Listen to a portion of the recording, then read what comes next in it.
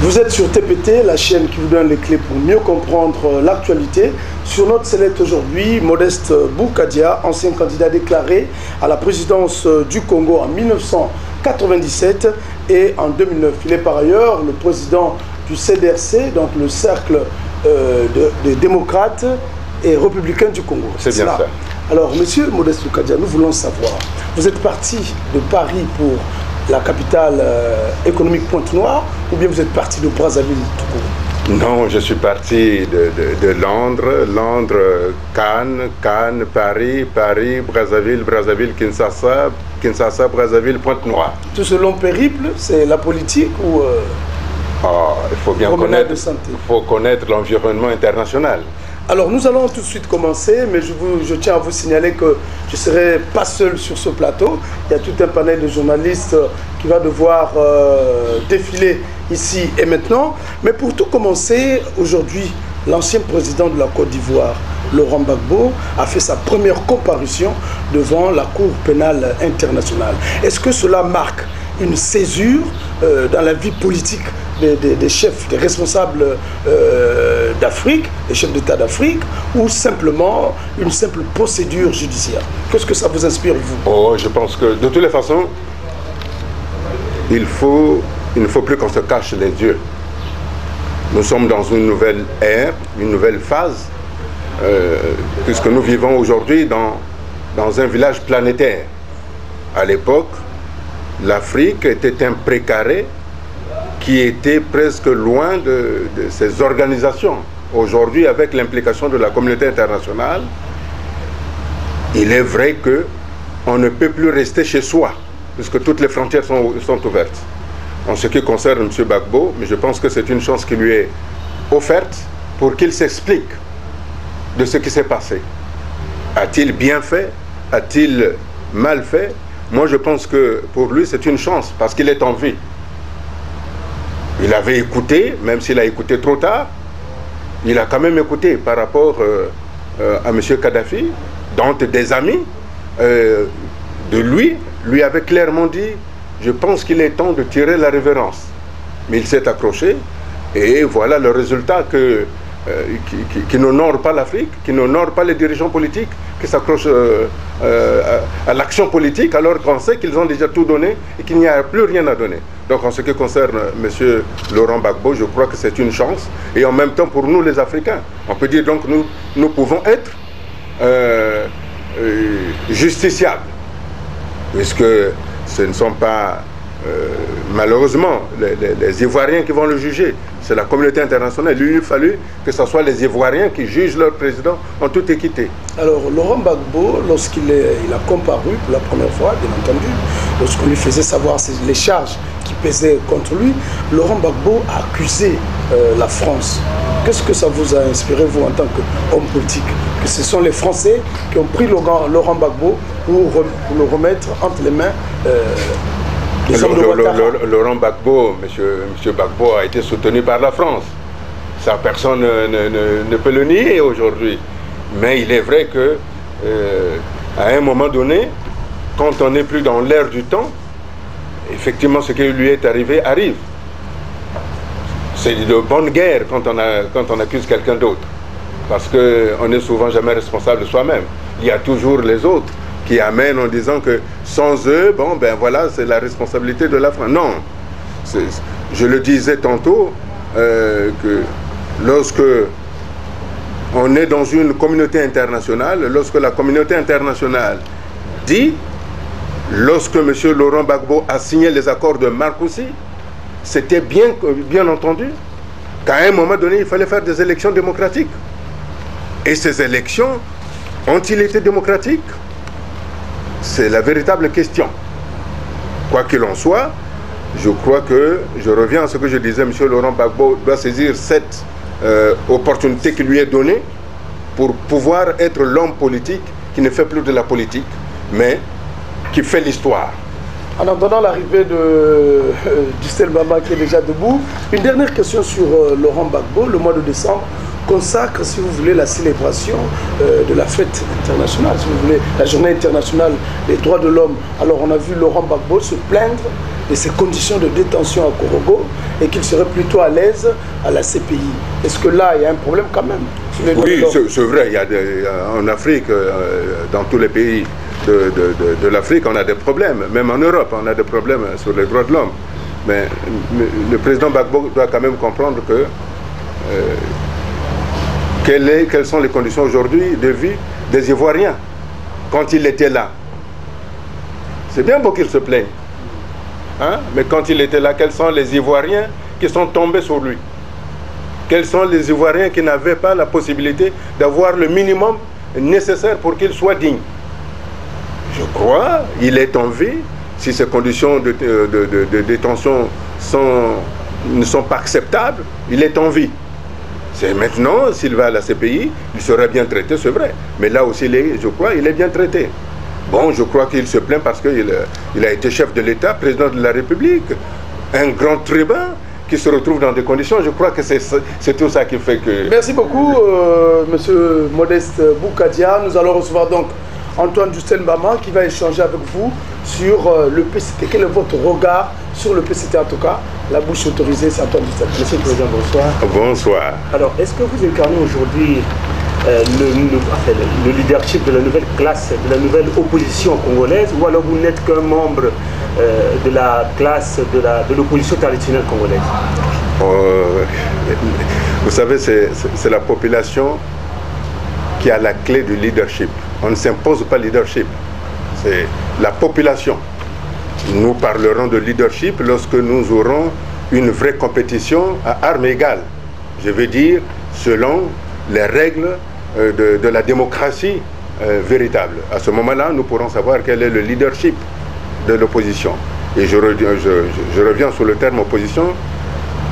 Aujourd'hui, je recuse toujours ce terme d'opposition parce que nous n'avons pas encore des élections libres et transparentes qui déterminent quelle est la majorité qui est au pouvoir issue des urnes et quelle est l'opposition qui a eu moins de 50% pour incarner cette opposition. Il n'y en a pas eu. Nous avons un pouvoir qui est issu des armes et qui a été transformé de manière politique par des élections tronquées.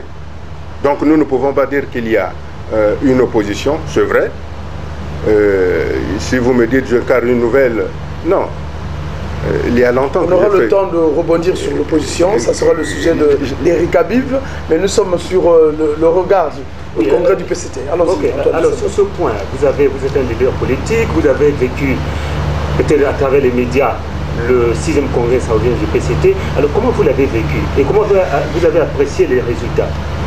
D'abord, j'étais très heureux que le congrès du PCT se tienne. Je pensais que ce congrès allait consacrer la fin du PCT. Comme au temps de l'Union soviétique, quand il y a eu la chute du mur de Berlin, le PQS s'est tenu en congrès, il a été dissous. Mais j'étais très malheureux que le président de la République ne prenne pas cette décision pour au moins laver les souillures du PCT. Parce que le PCT est un parti qui nous a souillés. Et je m'attendais que, pour une fois, connaissant ce qui se passe à travers le monde, notamment avec les révolutions arabes, et ce qui pourrait arriver, puisque j'avais posé la question, si on n'allait pas être la Tunisie de l'Afrique centrale, et je pensais que le PCT allait saisir au bon cette formidable situation pour se dissoudre et créer un nouveau parti. Il a fait sa refondation. Quelle refondation, monsieur? De façade. Il y a eu une redynamisation du parti. Et les nouvelles figures sont arrivées au pouvoir. Non, monsieur. Quand le PCT, qui a été créé à l'initiative du commandant Marien Ngouabi, quand il s'est retiré de la manière dont on sait, le PCT est mort. Et celui qui l'a mis hors d'existence, c'est M. Sassou, puisqu'il avait créé l'état-major spécial révolutionnaire. Ce n'est que beaucoup plus tard que pour écarter M. Yombi que le Congrès s'est tenu. Ils ont créé plutôt l'état-major, plutôt le comité militaire du parti. Il y avait le comité militaire du parti et l'état-major spécial des révolutionnaires. Et puis par la suite, lorsqu'on voulait avoir la tête du président Yombi, ils se sont créés un congrès extraordinaire, je crois, dont le secrétaire général était à l'époque M. Jean-Pierre Tissert Kaya, qui logiquement, d'après les statuts du parti, devait incarner le pouvoir. Ça veut dire que pendant cette période, il y a eu un double coup d'État. Non seulement on écarte M. Yombi, mais on écarte M. Jean-Tissert Kaya au bénéfice du président, du colonel Denis Sassou Nguesso, qui, n'oublions pas, la fameuse formule du PCT qui a fait tomber M. Yombi,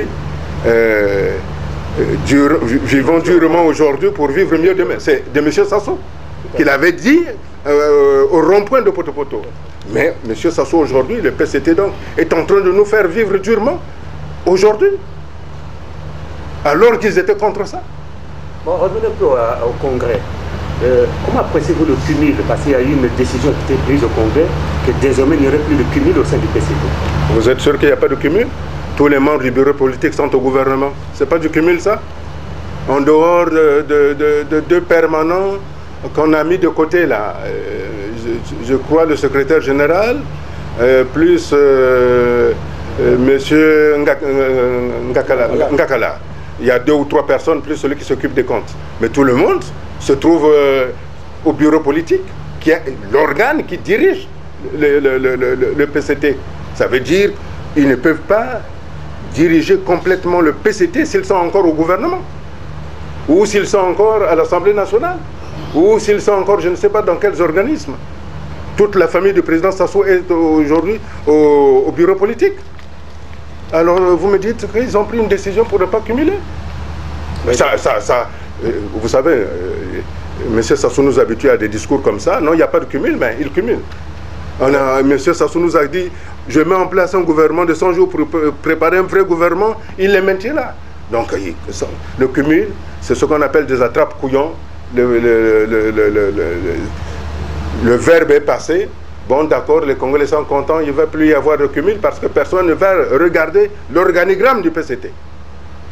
Alors, vous avez dit dans l'un de vos écrits, enfin dans ce que vous écrivez, nous avons pris le temps de regarder. Pour vous, si le PCT a appelé son congrès d'ouverture, pour vous, le congrès dit d'ouverture, c'est un retour vers le monopartisme. Qu'est-ce qui vous le fait dire? Nous avons consacré tout notre temps à dire que le Congo devrait être un pays d'opinions diverses, de démocratie. Et l'expression démocratique, c'est la pluralité des partis politiques.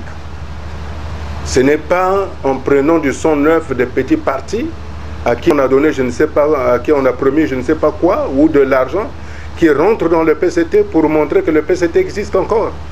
C'est exactement la même chose comme ce qu'on est en train de nous montrer lorsqu'ils font en pleine, devant les médias, des adhésions. Ça, c'est pour tromper les gens. Monsieur, je l'ai dit à une autre occasion, le 15 juin 2010, M. Mvouba, quand il est venu dans cette ville extraordinaire de Pointe-Noire, qui a donné naissance à la République du Congo, il a dit ceci: si nous ne faisons pas attention, nous risquons de ne pas avoir de députés.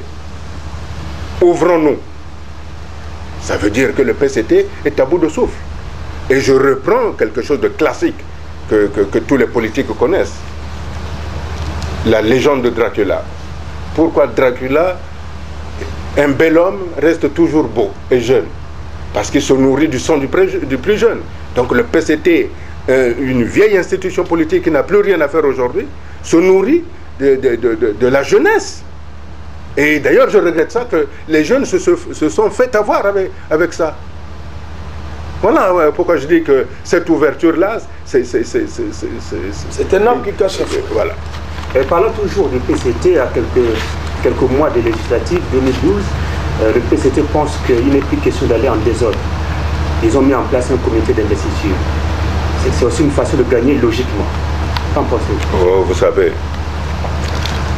M. Ben Ali disait qu'il allait être réélu en 2014.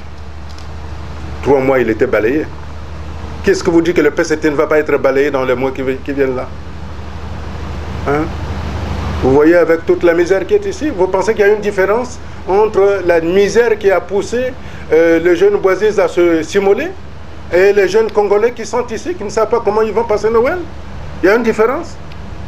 La seule différence qu'il y a, c'est que le jeune Boisise a eu le courage, lorsqu'il a été provoqué par les forces de police, de simuler. Mais qu'est-ce qui vous dit que ici, vous savez, il y a 3000 hommes d'armes qui sont en train de errer ici et là, qui sont dans la misère. Qu'est-ce que vous dites que ces gens-là ne vont pas prendre les armes, hein, à l'initiative de ce qui se passe là-bas? Moi, je pense que c'est tendancieux pour le PCT de dire, voilà, on ne va pas aller en ordre dispersé. Je dis que l'avenir du Congo, c'est aller vers le changement. Et le PCT doit savoir saisir l'histoire. Quand on prend la Ligue lombarde, après que M. Franco ait été balayé, ils se sont dissous. Tout parti stalinien, quand il n'est plus en mesure, se dissout pour se ressusciter. Le PCT doit d'abord se dissoudre. Alors le PCT pour se dissoudre, alors, pour que vous baliez le PCT en 2012, il faut un système électoral consensuel. Est-ce que celui d'aujourd'hui là vous plaît? Non, puisque j'ai toujours plaidé que nous devons aller à la démocratie. Et aller à la démocratie, c'est mettre les règles démocratiques connues de tout le monde. Et le PCT ou ce gouvernement ne nous donne pas cette assurance-là. C'est pour ça que lorsque j'entends que mon ami, le ministre de l'Intérieur et de la décentralisation, M. Mboulo, que j'aime bien, que ce qu'il est en train de faire, de nous emmener à Evo là-bas, où on pratique les fétiches de Nzobi pour qu'on nous mette là-bas, pour que les gens ne parlent plus dans ce pays, ils se trompent. La réalité, si on veut faire des élections législatives correctes, il nous faut un nouveau gouvernement, et c'est ce nouveau gouvernement qui va organiser ces élections-là dès lors qu'on mettra en place une commission où toutes les tendances politiques et de la société civile vont se retrouver. S'il n'y a pas ça, s'il n'y a pas le nouveau gouvernement, messieurs, je vous le dis aujourd'hui, il n'y aura pas d'élection législative et M. Sassou devra partir. Parce que nous appellerons à l'abstention. Et comme nous avons déjà eu en 85, lors des dernières législatives, 85% du temps de taux d'abstention, au présidentiel 90%, la prochaine fois nous ferons mieux. Et M. Sassou ne pourra pas passer en force. Comme dit M. Mvouba, et que M. Boukadia parle, qu'il soit élu par 2 ou 3 personnes, cette fois-ci, nous ne nous laisserons pas faire.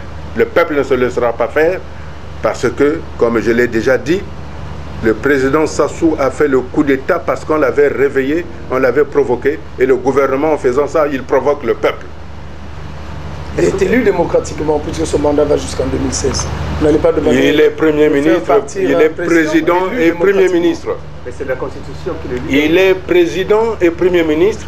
Si nous n'avons pas d'élection législative, M. Sassou n'a plus la possibilité de rester. C'est une question de droit. Pour ceux qui ont fait du droit constitutionnel, le savent. Il faut qu'il y ait un consensus au sein de l'opposition. Parce qu'il y a des sons discordants. Merci beaucoup à tous. Nous allons y arriver sur l'opposition. C'est le peuple qui décide. Merci, Président Modeste Boukadia. Nous recevons Eric Abiv qui va parler avec vous sur, bien entendu, le CDRC et l'opposition politique congolaise. Quel rapport? Bonsoir, Président. Et bonsoir, Madame. Tout à l'heure, vous avez dit que le président Sassou doit partir. Et si le peuple congolais voulait encore du président Denis Sassou Nguesso? Ah, moi, je ne parlerai pas avec vous sur cette question-là. Pourquoi? Mais parce que si nous mettons l'opinion, nous demandons au peuple congolais, nous faisons un référendum, voulez-vous que M. Sassou reste encore? Je ne crains qu'il dise à plus de 100% qu'il doit partir. Ça, c'est une vérité vraie. Donc je crois que cette question-là, vous faites bien de la poser pour que le président Sassou Nguesso comprenne que nous l'aimons bien, mais dans le village, pour qu'on aille lui poser, on aille chercher des conseils auprès de lui. Oui, mais plus à la tête du Congo, parce qu'il n'a rien foutu. Il nous a rendu, il nous a ramené en arrière. Quand je vois des pays que j'ai visités, je prends le voisin immédiat, Kinshasa, 17 millions d'habitants, des réalisations extraordinaires. Brazzaville, moins d'1 million d'habitants, rien. Le président Kabila, combien d'années il est au pouvoir? Le président Sassou, 25 ans au pouvoir. Qu'est-ce qu'on peut retenir aujourd'hui du président Sassou? En dehors du fait qu'il nous a permis d'avoir la conférence, et ça je lui ai gré, et en dehors du fait aussi qu'il nous a donné la possibilité de fêter la fête nationale de la République. Voilà les réalisations. Ça c'est bien au moins que vous reconnaissez. Ah non, mais non, mais non. Juste ces deux faits-là, juste ça. C'est un homme charmant. Vous ne parlez pas de la route nationale numéro 1, Pointe-Noire-Brazzaville? Via Dolisie. Non, la route... c'est quand même une grande réalisation. Kinkala-Brazzaville a été financée par l'Union européenne. Non. Alors, moi, je veux bien, mais... En face de vous pour parler de l'opposition, et tout à l'heure vous avez dit avec Antoine Distelbama qu'au Congo-Brazzaville, nous n'avons pas des élections libres et transparentes. Alors dites-nous, le CDRC fait partie de la majorité présidentielle? Non. Je suis... Le CDRC est de l'autre politique. C'est quoi l'autre? L'autre politique, c'est quoi? Donner du travail, donner des conditions optimales pour l'ensemble du peuple congolais.